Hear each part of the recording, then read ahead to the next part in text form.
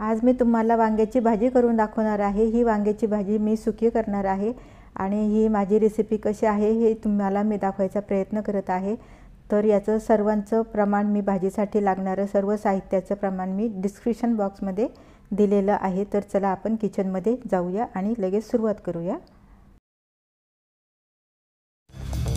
नमस्कार, डेस्टिनेशन चॅनलमध्ये तुम्हा सर्वांचं मनपूर्वक स्वागत आहे। एक पाव वांगे घेतलेले आहे मी। हे ताजे आहेत वांगे आणि स्वच्छ धुवून घेतलेले आहे आणि त्यासोबत आपल्याला काही मसाले लागणार आहे ते सुद्धा मी तुम्हाला दाखवते। तर खोबरं घेतलेलं आहे मी अगदी छोटी अर्धी वाटी किसून, 2 चमचे हिरवं मिरचीची पेस्ट घेतलेली आहे, 5 चमचे दाण्याचा कूट घेतलेला आहे, 1 मीडियम साईजचा कांदा बारीक कट करून घेतलेला आहे, आवडीनुसार कोथिंबीर आणि 5-6 कढीपत्त्याची पानं आणि त्यासोबत अर्धा चमचा मोहरी, अर्धा चमचा जिरे, 1 चमचा गोडा मसाला घेतलेला आहे आणि 1 चमचा धन्याची पूड घेतलेली आहे आणि पाऊण चमचा अद्रक लसूण पेस्ट एकत्र आहे आणि कमी लाल तिखट आहे हे, म्हणजे कलरला कमी आहे आणि अर्धा चमचा हळद घेतलेली आहे, हिंग सुद्धा घेतलेला आहे, पण सॉरी मी विसरले ठेवायचं। तर सर्वात आधी आपण वांगे कट करून घेऊया।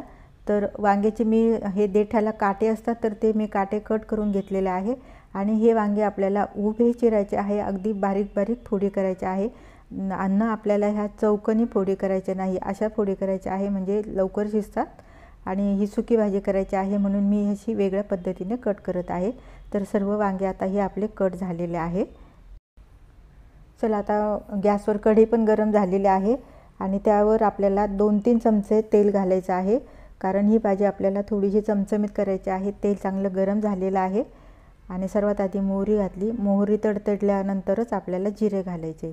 जिरे पण तडतडले, चांगले फुलले आणि नंतर आपण कांदा घातलेला आहे। कांदा आपल्याला ट्रान्सपरंट होईपर्यंत मस्तपैकी फ्राय करून घ्यायचा आहे, म्हणजे परतून घ्यायचा आहे, जळू नये म्हणून थोडंसं मीठ घातलेलं आहे।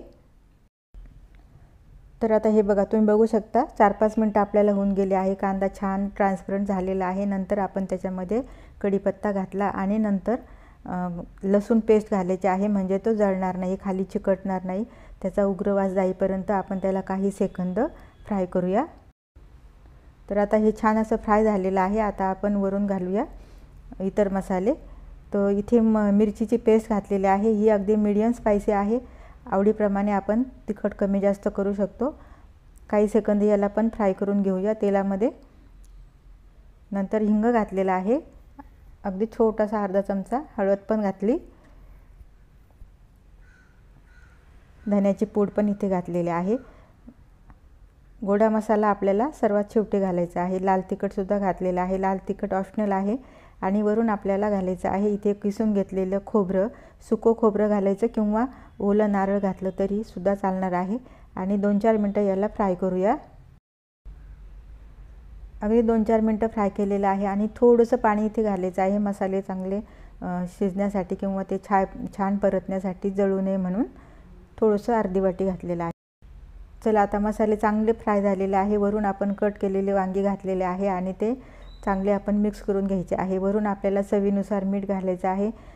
कांदा फ्राय करताना सुद्धा आपण थोडंसं मीठ घातलेलं आहे, ते त्याच्या अंदाजानेप्रमाणे आपल्याला मीठ इथे घालायचं आहे आणि हे चांगल्यापैकी मिक्स करून घेऊया।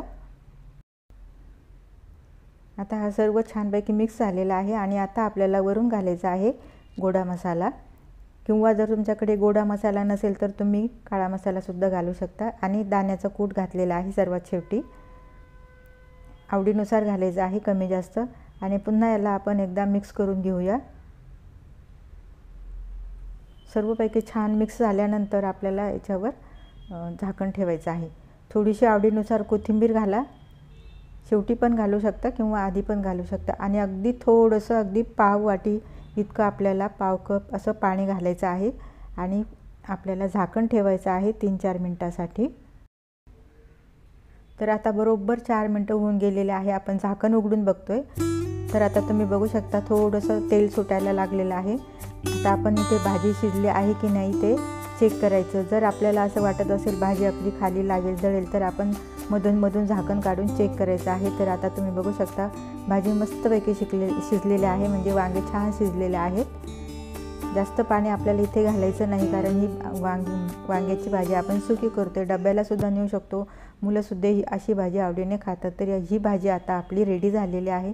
वरून आवडीनुसार कोथिंबीर घालूया आणि भाकरीबरोबर किंवा चपातीबरोबर दोन्ही बरोबर ही भाजी मस्त लागते, छान लागते. तर चला आपण ही गरमागरम भाजी घेऊया. वरण भात आणि ही अशी वांग्याची भाजी असली तर आपला दुपारचा हा जेवणाचा बेत अगदी फक्कड होतो. वांगे 12ही महिने आपल्याला मिळतात. त्यामुळे मैत्रिणींनो, रेसिपी आवडली असेल तर तुम्ही लाईक आणि शेअर करा आणि रेसिपी ट्राय करण्याचा प्रयत्न करा. भेटूया नवीन व्हिडिओमध्ये अशीच एखादी छानशी रेसिपी घेऊन. तोपर्यंत मस्त खा आणि स्वस्थ रहा. Good bye.